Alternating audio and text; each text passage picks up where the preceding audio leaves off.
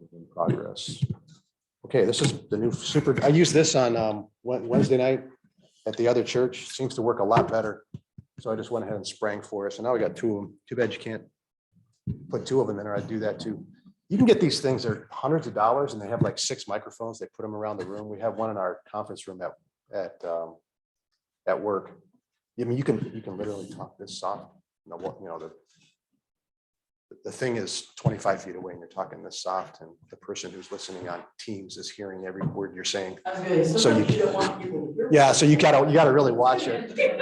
I mean, you think you're muttering because you can mutter to somebody if it's just people in the room. But ironically, if they're participating in the feed, they can hear you. So yeah, it can be a dangerous thing. Keep you on your toes. Okay, let's go ahead and summarize a little bit. I didn't give thought to this. I should have, so that I can do this succinctly. We are in Acts chapter 22. There is let's call it a thematic verse in Acts chapter 1, verse 8. Although that's too systematic, there's probably more than one thematic statement in every book. I know that John has what do you call that? The prologue. But you think you got a thematic statement, and then you move a little farther, and then you get another one, and you get another one. Mark, you have the beginning of the gospel of Jesus Christ, the Son of God. Luke is very straightforward about his mission to this man named Theophilus, about whom we know nothing, except that he's the most excellent, which we'll get into actually, coincidentally, maybe in this chapter. But there's a thematic statement about the progress of the story of Acts in Acts chapter 1, verse 8. Jesus says it. He says it not because he got their attention and said, okay, everybody listen now, I'm going to tell you what your life is going to be about, but because they were getting it wrong. Is it at this time that you're going to restore the kingdom to Israel? And his statement, what we call Luke's thematic statement, is actually a statement by Jesus to correct the disciples. So after they say, is it at this time you're going to restore the kingdom to Israel? What does he say? Anybody remember?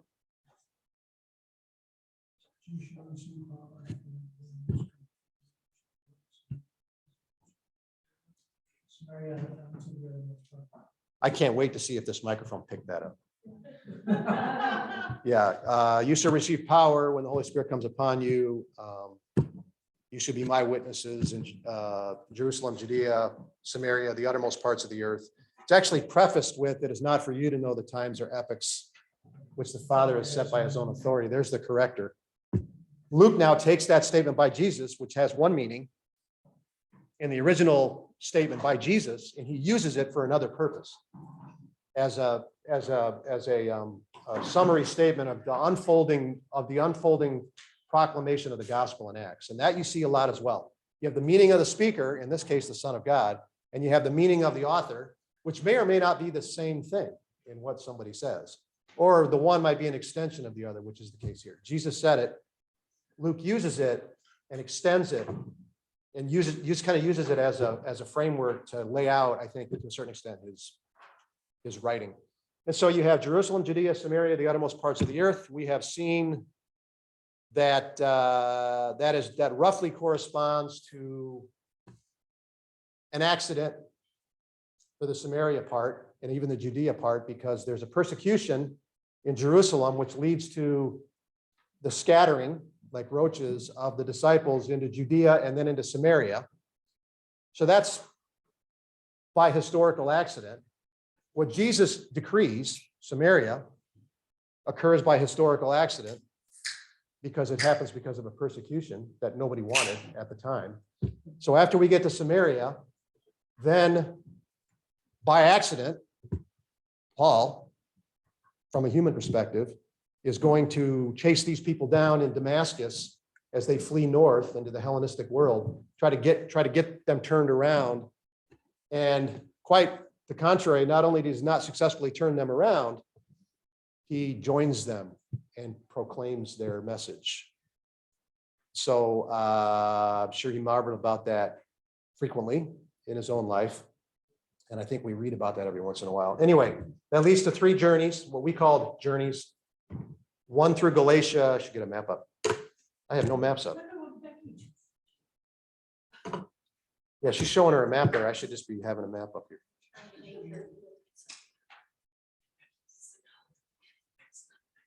She has to look at what you tell her to look at because you're her aunt. And mother's right there. So let me get all right, so these are the, let's look at the journeys real quick. Journey first. So here's the first journey. This is through southern Galatia. Blue is outbound, red is inbound. You can see the use of what I call first century hitchhiking, where they would book passage on these commercial trade vessels, whatever vessels they could find. And that's what you're seeing right here. So that's the first trip. Then there's a second trip. This is the big one. They circle around. Let me get an annotation thing going here. So they're going to swing through Macedonia, which is Philippi and Thessalonica, down to Greece or Achaia, and they're going to get to Corinth, plant churches in all of those places, come across to Ephesus, drop off Priscilla and Aquila, and head back to Jerusalem, and then back up to Antioch, where he started from whence he started.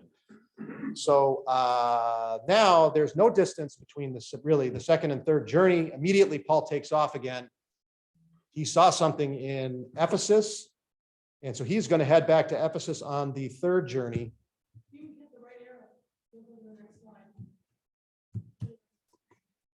Oh, look at that. That's the coolest thing I ever saw. That's the coolest thing that's ever happened to me right there.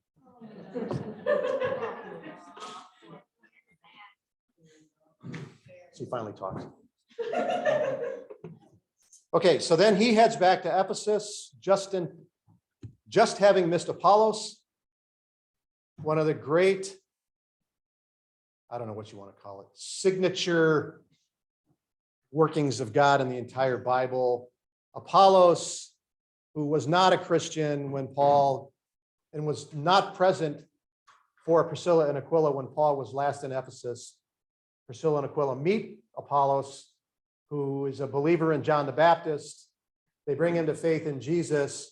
He proceeds backward, probably across the same journey, back to Corinth, where Paul founded a church, so he can continue Paul's work in Corinth, while Paul arrives in Ephesus, having never met Apollos, to continue whatever work it was that Apollos was doing in Ephesus.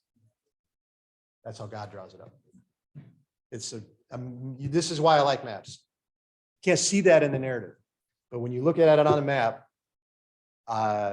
you just have to marvel at the plan. And when you put this one together with Acts 9, Paul's conversion story, you really get a sense for the artfulness of the way that God works. He does not work in a straight line. He works art.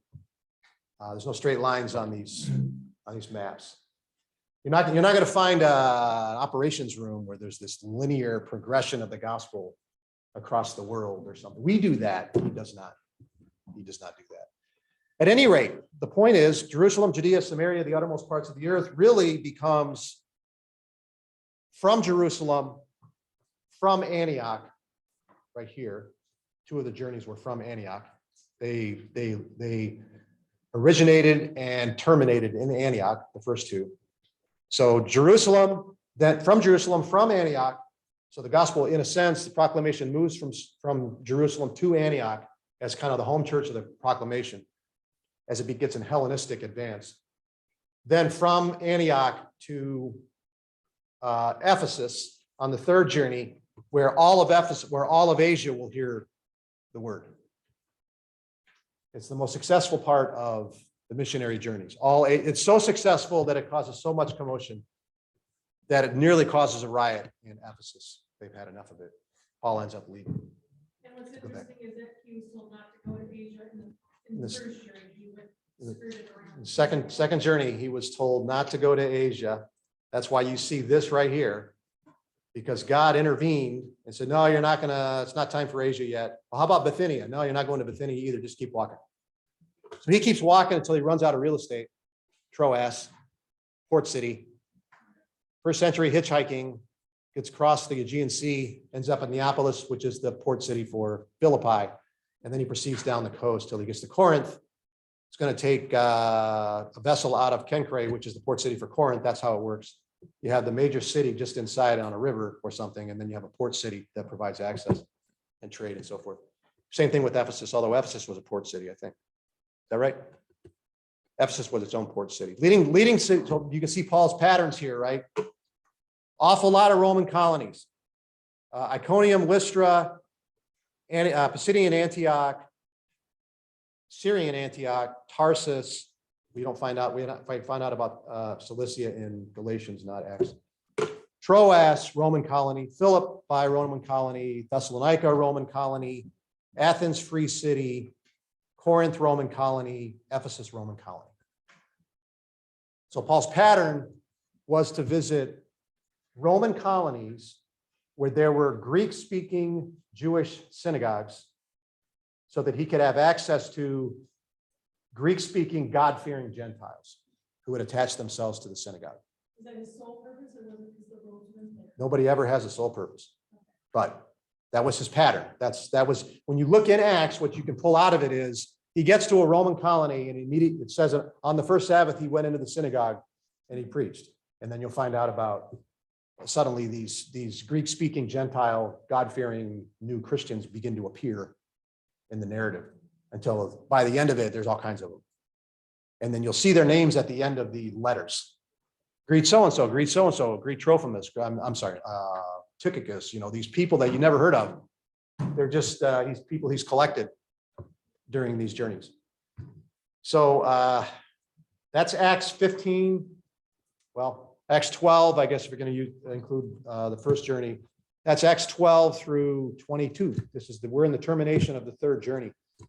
So Jerusalem, Judea, Samaria, I keep interrupting myself. Samaria, the uttermost parts of the earth, Acts chapter 1, verse 8, really means from Jerusalem, from Antioch, from Ephesus, from Rome.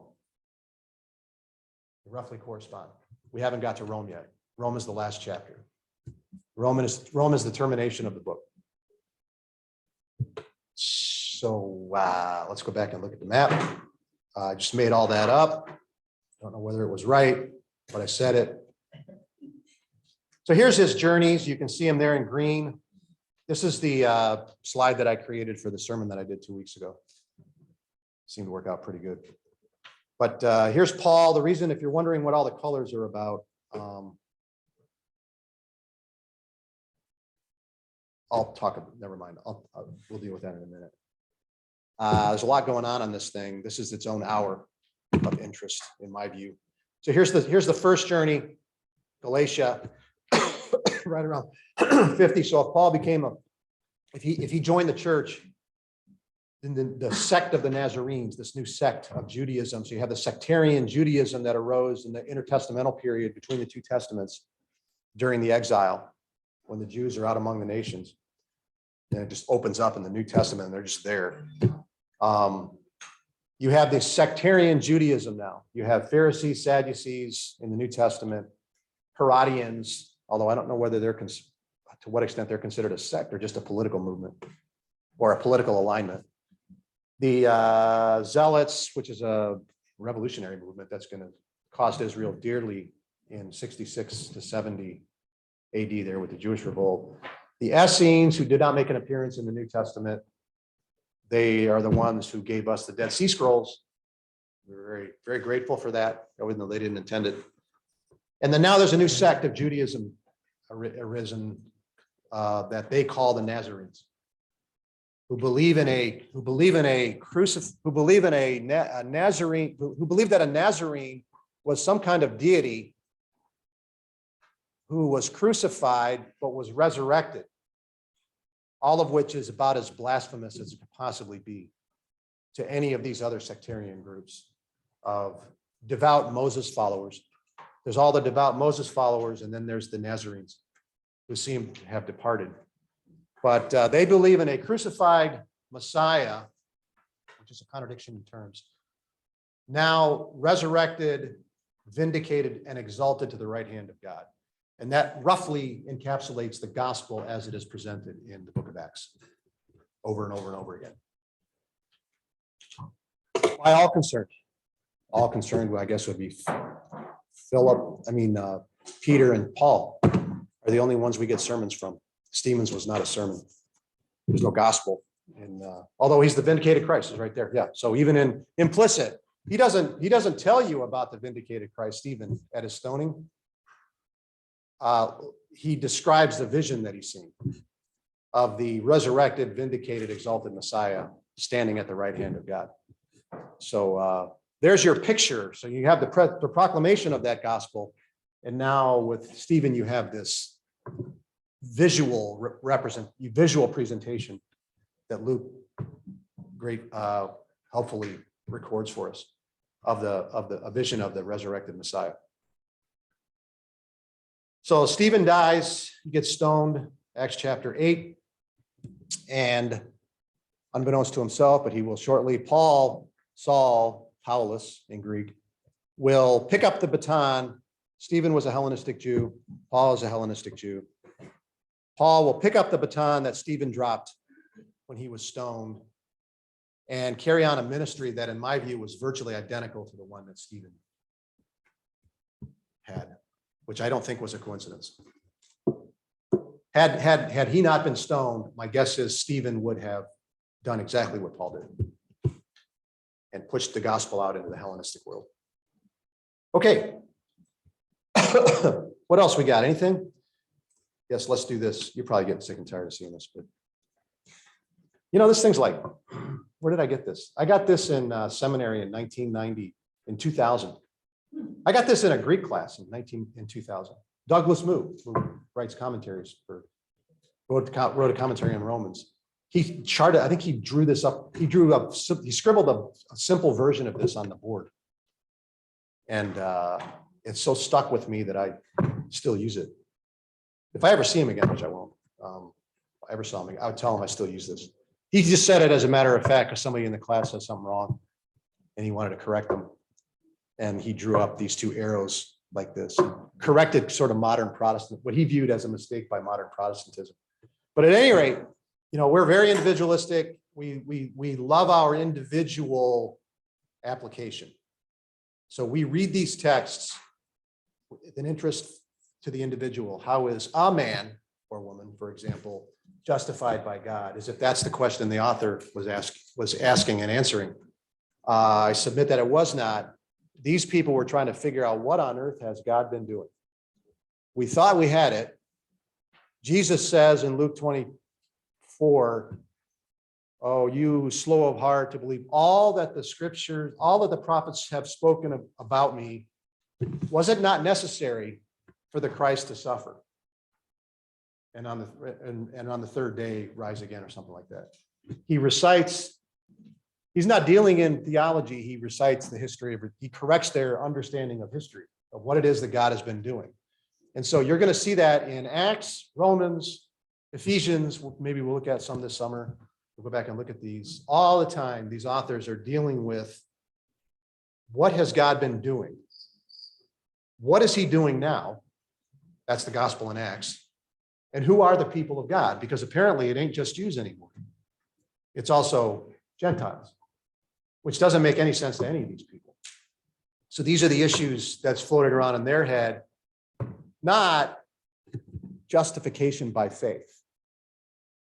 They have bigger fish to fry. They have to understand this God that they thought they did. Even the Gentiles who were attached to the synagogue, remember, they were basically, what do you want to call them?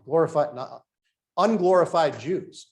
They worshiped the way the Jews did. They learned from the Jews. They were followers of Moses. They did all that. And so they didn't understand this either. So now that all has to get corrected, and that a lot of what is I think in these writings they're manuals of correction to undo some traditional ways of thinking about things so that we can think about God correctly and what it is that he does. And when you do that, like with the map that we were just looking at, you just marvel at the way that he works. So maybe we can talk about some theology this summer too. Okay. I think I'm done with pre-summer intro. Anybody want to say anything? I just spoke for like, it was like half a sermon. It was like 20, 25 minutes or something like that. I hope it was right. Pastor's going to tell me if I'm wrong. He's not saying anything. I don't know what that means. He's trying to figure out what I said. He's sorting out how to say. He's still trying to figure out if he agrees. Okay. So did we already done Acts after Luke? Did we did Luke before? What's that? We did Luke before we did Acts. Yeah. So I'm thinking you do that because it's kind of like the sequel. Almost. It is precisely because it's a sequel to it. Yeah. If you, so why is Luke 24 chapters long and Acts 28 chapters? Yeah, you got a second scroll. The scrolls are only so long. They've been able to tell whether certain sections of a manuscript that has extra text in it. We can maybe talk about this too. There's 3 text traditions. Actually, they're increasing that now to 4, I think. Actually 5. They got a Syrian text tradition and a Caesarean. Anyway, let's just go with it. There's 3 established text types in the history of the transmission of the text of the New Testament: the Alexandrian, the Western, and the Byzantine text types. You don't need to worry about them at the moment. The point is that we have an Alexandrian text. It's the briefest text. What's the word for that? Most austere, fewest words. The Western text, which came out of the Latin Church in Rome, probably in Rome, is 10% longer than the Alexandrian text that we have. And so what they do is they can figure out that, well, that couldn't have been it because not all of it would have fit on a scroll, because they know how long a scroll is. You just run out of scroll. They only make them so long, right? I mean, that's just the way it is.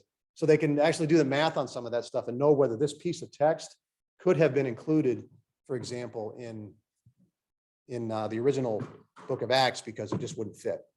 So they got all kinds of ways of doing this stuff. I don't know why I said that. Well, because you're explaining why Acts is longer. Because you got a second scroll. Yeah, that was one of the things we could have talked about this summer, but Is X really longer? Yeah, I think. Because it's worth did somebody watching. count the words? Right. Because you see a guy named Stephanus, Robert Esselstyn, I think his name is. He's a printer, and he printed the first one of the gospel, one of the in France. He printed one of the Greek New Testaments, and he's the first one that divided it in chapters and verses. Okay. If you look at chapters and verses, you realize throughout the New Testament, he did all of them in the New Testament. You realize in some chapters are short, in some chapters they're long. And then we ask, well, why did he do it? And then they come up with the saying, well, he must have done it when he was riding on a horse, when it stumbled, that's when. And some of them make no sense at all, Right. absolutely no sense. Yeah. But my point is, just counting chapters, even going to tell how many words are there. It's the wording. And some verses are very long, some are very short. yeah. Like the shortest verse in the Bible that has 3 Greek words and two English words, Jesus wept. In Greek it says, the Jesus wept. Because Yeah, always says that Jesus, but yeah.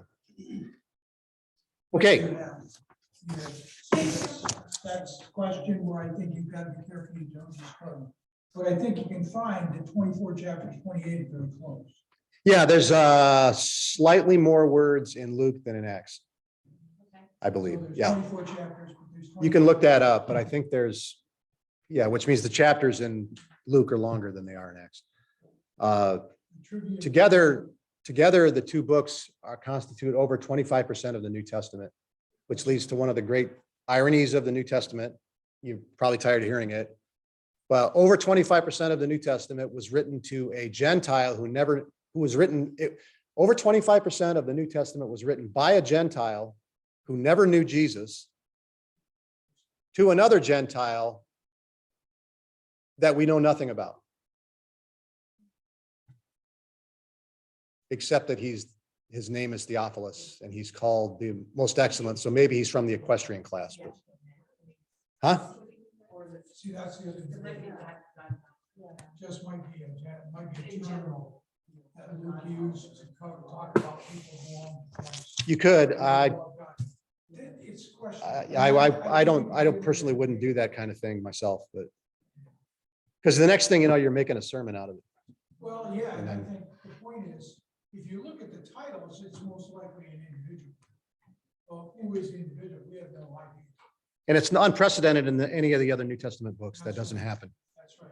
And the other issue that I think is very clear, there, very interesting, is you realize people had nicknames. You know, Peter was called Peter, which means stone, because Jesus gave him that nickname. So Theophilus could have been a nickname, not his real. Yes, that's right. And- In fact, that'd be a weird name for a Greek, and- for a Gentile, God lover, lover of God, you know, or something like to be a. There's lots there that you can, but I don't think. But it is an interesting thought. If that was a nickname that he got, then most excellent lover of God.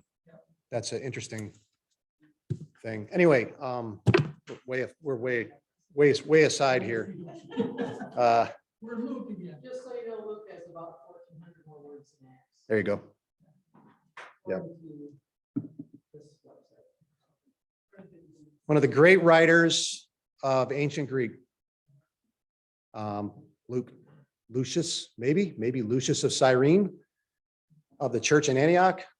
We don't know, but one of the great writers in history in that period, not just in the New Testament, but of ancient Greek period. Another one is the writer to the Hebrews, another one of the great writers of Koine Greek. Yes. Okay, let's continue. Let's do something. So we are in Acts 22. Paul, in intending to do James a favor, James has not been in the narrative since the early days of the Jerusalem church. Paul gets there. They have a real problem on their hands in the Jerusalem church because the Jerusalem church is, Jerusalem is loaded with devotees of Moses, and lots of bad things have been heard about Paul among these Palestinian Jews, and they're inclined to believe all of it. So Paul volunteers to go to the temple at James's urging. Actually, it's the elders. It doesn't say James said it, it says they said. They go in to see James, and then they ask Paul to do something. They ask Paul to go to the temple because they got these 4 guys who are under a vow, and they need to finish off the vows, and that involves going to the temple and offering the required offerings after a 7-day period of purification, all of which Paul does as an Orthodox Jew, which I believe he was till the day he died, and Pharisee. That's debatable. Not by me, by other people. So Paul does this. He goes through the purification. Then at the very end of it, the Palestinian Jews there, probably lying in wait, say, hey, Paul has brought in a Gentile. Paul's brought a Gentile into the inner precinct, the inner sanctuary. Just a minute. Why did I close it? Maps, images.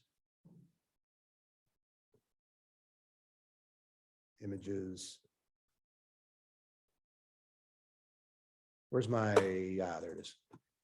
Paul, look what he did. He brought a Gentile named Trophimus into the inner sanctuary.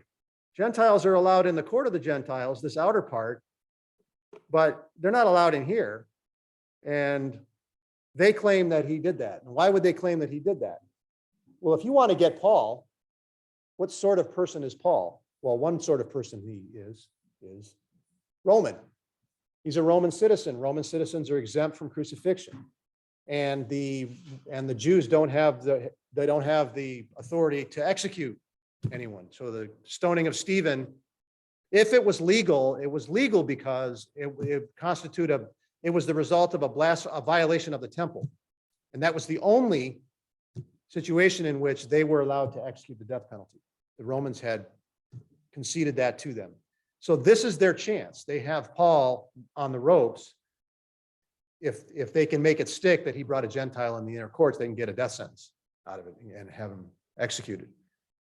So he unwittingly, he tried to do them a favor, and he ends up getting seized and beaten by the claim that he brought the Gentile into the inner precinct there. The Roman guard. Yes, indeed, the Roman guard. Fascinating stuff. We got a lot to talk about. So here's the temple. Here's the court of the Gentiles. Here's the inner court where they're not allowed.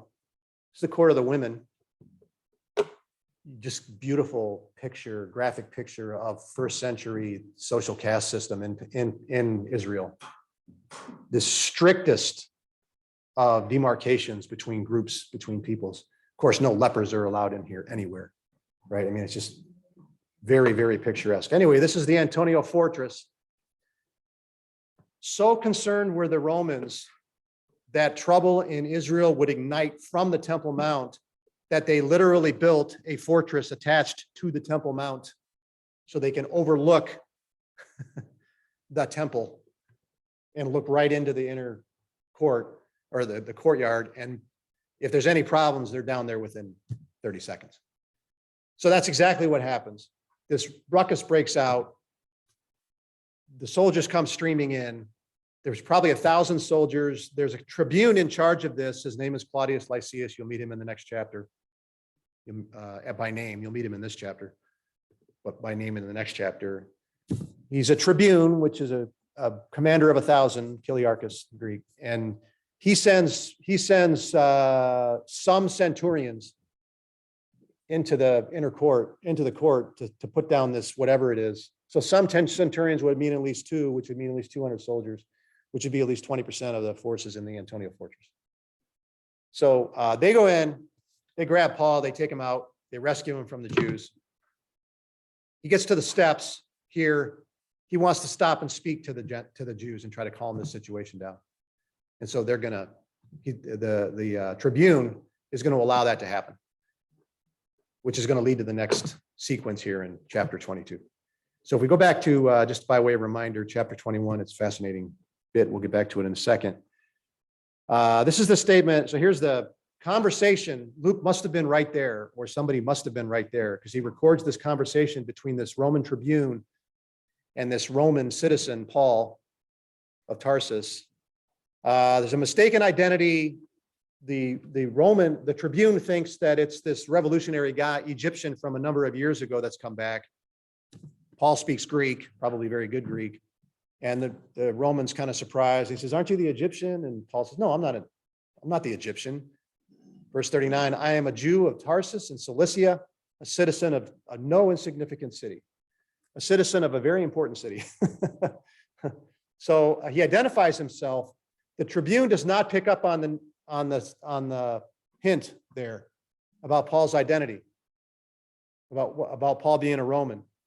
And so Paul simply says it to ask for, "Hey, since I'm a citizen of Tarsus, can you do me a favor and just let me speak to these Jews, and maybe I can calm this down, because I know I don't want any trouble. You don't want any trouble. You want this to go away. You don't want word of this to get to the Syrian legate, because he'll send the fleet, right? He'll send everybody, and then you're in trouble." So, that's all those powder kegs, side notes are going on all through here. So he allows that to happen. He's going to go ahead and let Paul speak from the stairs, probably, as he's leading him up. He stops, and from the stairs, you got all these Jews down here, or wherever they are. And Paul's going to speak to them and try to calm the situation down. Of course, he's going to not calm it down. So bless his heart, Yeah. Anyway, that's chapter 21. He speaks to them in Aramaic. That's how I read Hebrew dialect. I don't know how you read it. There's also the Hebrew language, but it's unlikely that he would have spoke Hebrew to the masses. Yeah, Aramaic was the language of Palestine. It was also the language of the eastern part of that part of the empire. So Paul spoke Aramaic. He spoke Greek to the Greek tribune, the Roman tribune, and now he's going to speak Aramaic to the Aramaic-speaking Jews. They're surprised by that. They're as surprised that he speaks Aramaic as the Roman tribune was surprised that he speaks Greek. So the Roman tribune listens up when he realizes he was wrong about the Egyptian thing. And now the Jews listen up because the man is speaking as one of us. And so off we go. I talked about this verse 3 last time. I pulled something out because I find it so interesting. This is what he says. I am a Jew born in Tarsus of Cilicia, but brought up in this city, educated under Gamaliel, strictly according to the law of our fathers, being zealous for God, just as you all are today. That's what he proclaims to this group of very angry Jews. Well, Luke. Acts chapter 21 to the Tribune. I am a Jew of Tarsus in Cilicia, a citizen of no insignificant city. Paul to the Jews. I am a Jew born in Tarsus, but brought up in Jerusalem. So he denigrates, he sets aside the Tarsus thing, the Roman colony thing. To the Roman, that's the thing he highlights. And the Roman missed it. I'm a Roman, but he didn't pick up the hint. To the Jews, he just wants to leave that aside. Yes, I was born in Tarsus of Cilicia. You all know that, or you know that I'm from out there. But I was raised in Jerusalem. I'm a Jerusalemite. I think I used that word last week or 2 weeks ago. So it's so audience, all a question of who it is that you're talking to. And so that's what he doesn't want to, he's accused of bringing a Gentile into the temple, into the inner sanctuary.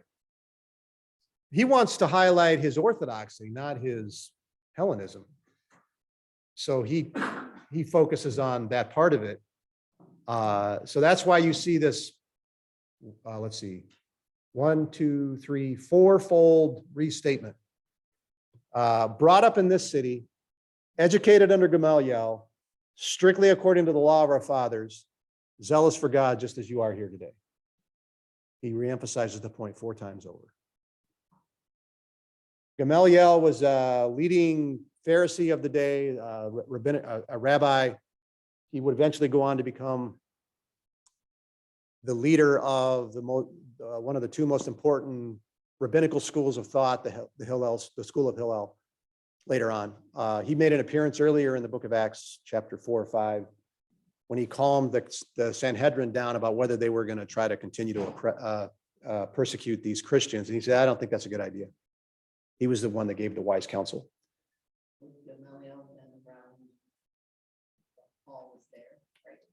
I don't know. That's a good question. If he is, Luke is not interested. I mean, it's entirely, I don't know. It's if Gamaliel's there, you can almost.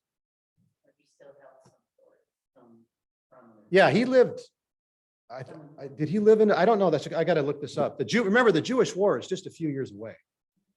They all get wiped out at that point, including Paul. So, there's an expiration date on all of this stuff in very, very short time. So it's funny with this scene here. It's amazing how it anticipates by just a few years. It's like a microcosm of what was going to happen on a grand scale in just a few years. Because by 70 AD, the Jewish war starts in 66. By 70 AD, and they did really good against the Romans. By 70 AD, there is nothing left of Jerusalem or the temple. It's all gone. Crucifixions everywhere. Fulfilling the prophecy of Jesus. Okay, so that's that.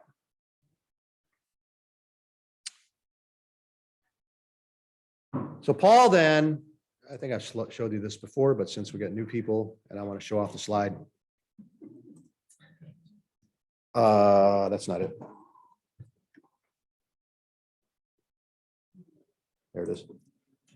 Paul was a Greek-speaking, Pharisaical, Jewish, Roman Christian. An extraordinarily unique individual. It must be complex, huh? Yeah, I mean, he's the convergence of so much. He's even a product of the post-exile return to Israel that the Persians allowed because he went back to Jerusalem. And he states it. So a lot of what he is, he states straightforwardly right here in that slide that I just showed you. A Jew, but Hellenistic, born out in a province, brought up in Jerusalem. I'm a rabbi. I'm a Pharisee who was training to be a rabbi. That's all intertestamental development. strictly according to the law, so Mosaic follower. You know, he's just so much of what Paul is. It's stated right there. He's meeting his credibility from the, no, that he said something. I'm one of you. I'm not what you think I am. I'd never do what you claimed that I did. What they claimed he did was to bring Trophimus, who was an Ephesian, who he brought from Ephesus on the third journey. They claim that he brought him into the inner sanctuary, defiling the temple. And we talked about that stone, which maybe we'll do that next week. Basically warning of the death sentence for anybody, any Gentile, any foreigner, that's what they call him, foreigner, who crosses the line.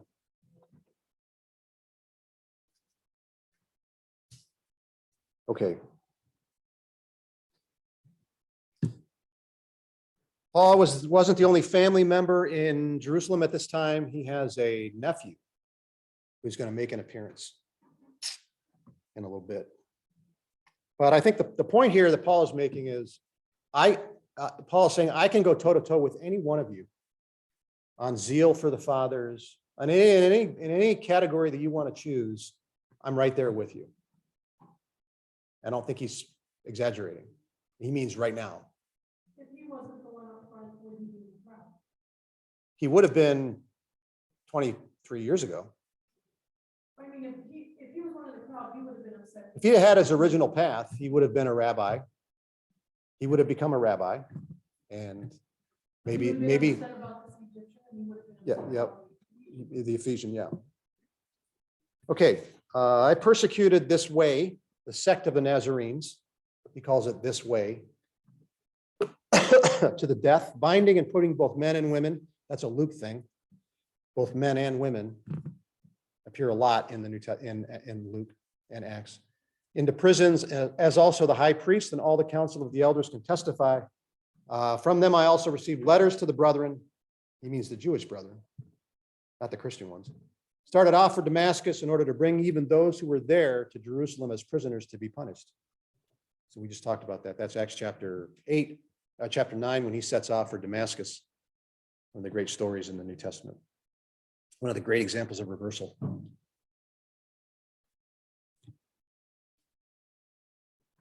I got anything to say about that. He calls it this way. They're capitalizing the W. The way of the Lord, the way of God. What the sect of the Nazarenes, which would be the way that they would have thought about it. Those that were calling themselves Christians, right? By now they are. By now they're being called Christians. Whether they called themselves Christians is another story, because it was a derogatory term. But then so was the Nazarenes. They called themselves disciples, I think. The disciples. You'll see it over and over and over again. But you're not going to see in the New Testament Christians calling themselves Christian. You're going to see Peter say, if you suffer as a Christian, blah, blah. But it's pretty clear that there it's being used in a derogatory term, suffering as a Christian. So were it not for that term, we might be called the Nazarenes today.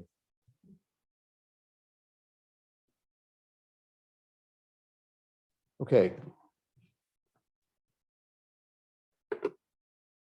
So we don't need to get into that some more. We'll go back and compare the two conversions. The conversion of Paul is told 3 times. It's amazing how prominent it is in the New Testament. It's told 3 times in the book of Acts, twice by Paul, once by Luke. Full story. And it's told once in Galatians by Paul. So the story of Paul's conversion is told 4 times in the New Testament.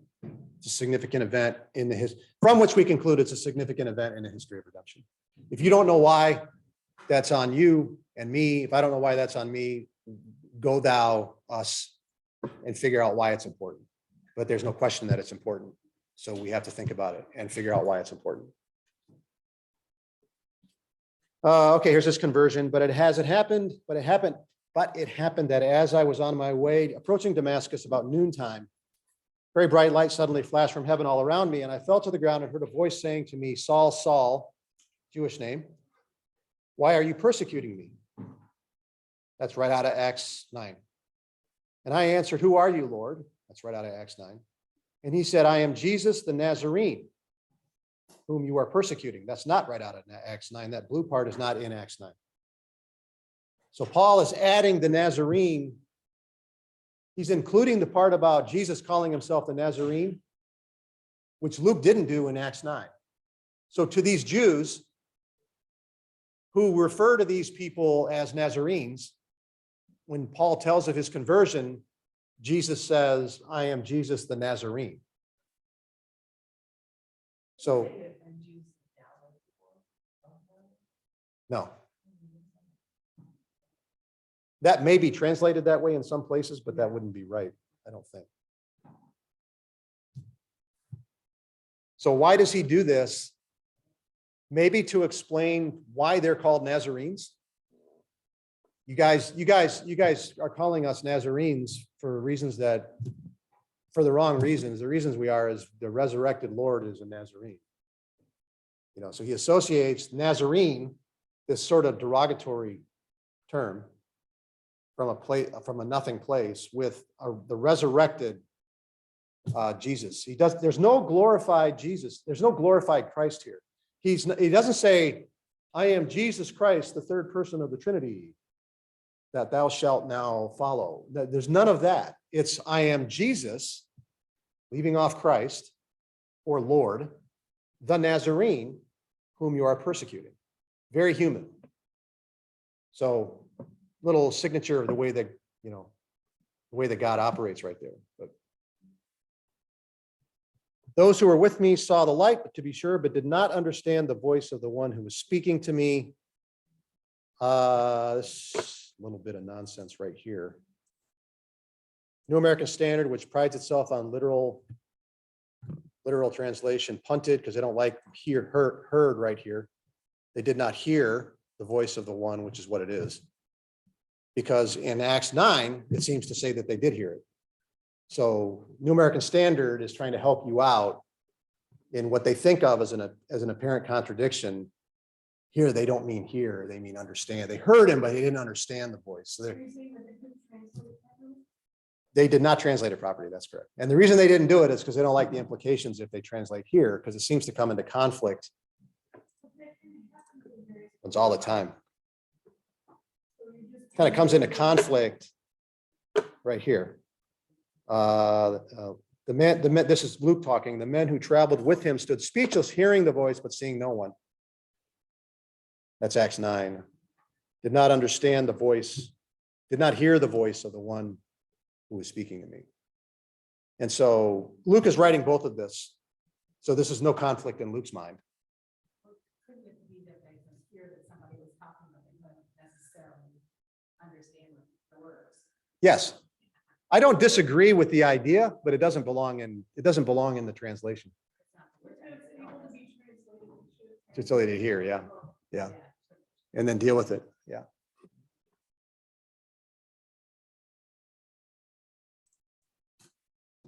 All right. And those who were with me saw, let's see. And I said, what shall I do, Lord? Calls him Lord. Calls him Lord in exact same as the first story. Everything else about it is the same. Lord said to me, get up, go to Damascus. There will be told of all that has been appointed for you to do. That's typical God. What shall I do, Lord? I'll tell you later. That's what Jesus said. What do you want me to do? I want you to go to Damascus, and then I'll tell you something. You know, Abraham, go forth from your country, your father's, how does it go? Your father's house, whatever, to the land that I will show you. Which way? That way. Just go. And you'll hear something later, you know. I don't want you ministering in Asia. What do you want me to do? What about Bithynia? No. Running out of real estate. Yep. Oh, look where you are. You're in Troas. Then he gets a vision. He gets a vision from somebody from Macedonia to cross over. But he doesn't get the vision until he gets to Troas. Not before. Yeah, an advanced planning thing. There's advanced planning, but there's not advanced notification. It does not work like that. I always question that. Unless it's like right now, I want you to go do this, but like 2 years from now, God told me to do this in 2 years. Well, he doesn't really make a habit of telling people to do something in 2 years, but that's just what I see. He's never done that with me. I'm gonna stop in a second.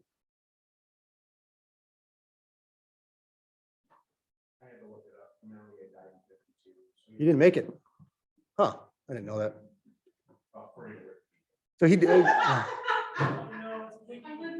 So we're in 56 or 7 right now. So 52 would have been at towards the beginning of Paul's second missionary journey. Yeah, oh yeah. Mhm. Let's see, but since I could not see because of the brightness of that light, I was led by the hand by those who were with me and came into Damascus. We never hear about these people. We don't get their names, what happened to them, whether they joined Paul. Luke is not the slightest bit interested in these anonymous attendants of Paul.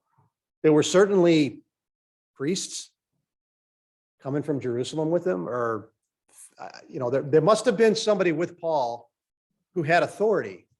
I mean, he's got the letters, but I would have thought they'd send a delegation of priests as well. I don't know, but we never find out. We don't find out anything about him at all, whether they were priests or rabbis or,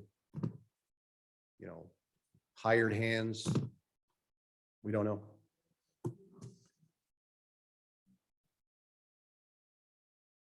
Let's see. I gotta stop. Let's close with this. So here's the other account.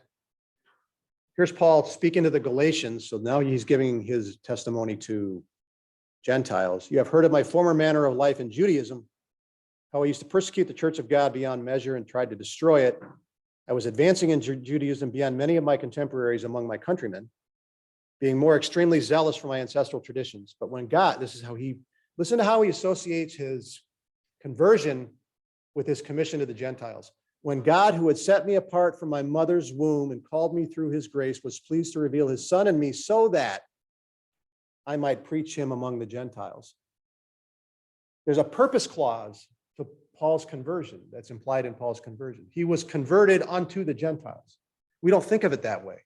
We disconnect the two. We're converted, that stands on its own, and then we decide to do something in ministry or whatever else.